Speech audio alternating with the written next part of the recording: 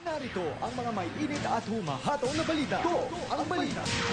At sa police report, isang dating ministro ng Iglesia ni Cristo na lumipat sa ang dating daan, pinagbabaril ng mga hindi pa nakikilalang sospek.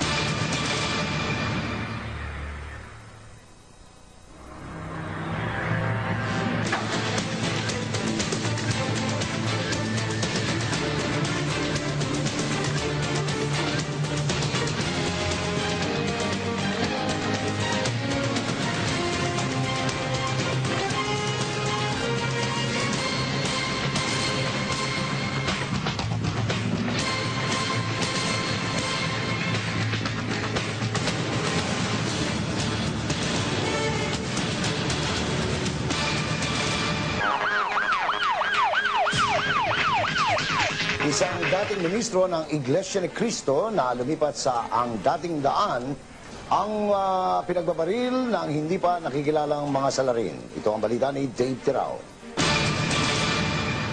6 na tama ng bala ng 9mm caliber pistol sa ulo at katawan ang naging sanhi ng agarang pagkamatay ng The X-Man host ng UNTV na si Marcos Mataro. Ayon sa saksi, bandang alas 10 ng umaga kahapon, habang nag-aabang ng busang biktima na papuntang Maynila, 2 lalaki na may kabataan panggulang ang walang awang bumaril sa biktima. Pagkakyat niya, pagkaupo niya, biglang may pumutok. Nakamotor po yung nakaano sa kanya eh. 2 po, nakatagip po yung muka. Tapos po, pag ano ng motor, para pong nasira. Tapos may dumating pong bus papuntang San Fernando, tapos po biglang sumakay. Baliwag po. Baliwag Transit. Isa si Marcos Mataro sa mga host ng programang The X-Man ng UNTV, kung saan isinisiwalat nila ang mga panluloko at maling aral ng dati nilang kinaanibang relihiyon, ang Iglesia ni Cristo. Ayon kay Ginang Lydia Manuyag, marami na rin umanong natatanggap na banta sa buhay ang biktima. Isa si Ginang Lydia sa mga saksi kung papaanong nakaligtas sa kamay ng mga dating kasamaan sa INC si Mataro sa isang sanay mapayapang pag-uusap sa isang food chain noon sa Pampanga. Bukod dun sa pagbabanta, sunod-sunod na yun eh. Nung nangyari dun sa Jollibee, nandun ako. Bugbog sarado ang mga kasamahan ni Mataro at kinailangan pang dalhin sa ospital at operahan ng iba.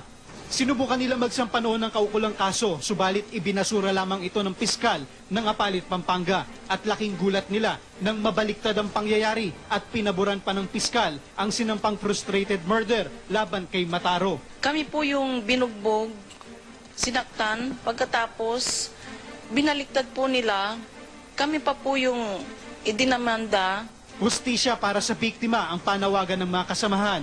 Kalinsabay ang panawagan na sana'y bigyang pansin ng otoridad ang patuloy na pagbabanta sa kanilang buhay mula sa mga dati nilang kasamahan sa INC, at naniniwala rin silang may kinalaman ang mga pagsisiwalat ng biktima sa mga katiwalian sa reliyon ang walang awang pamamaslang dito. Dave Tirao para sa UNTV News Worldwide, at ito ang balita.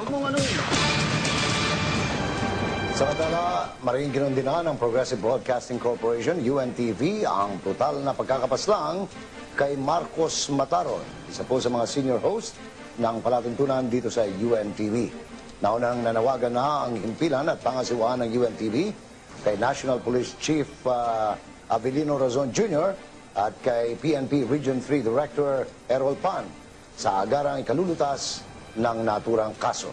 Masusi pong nakasubaybay ang himpilang ito sa mga developments ng brutal na krimen.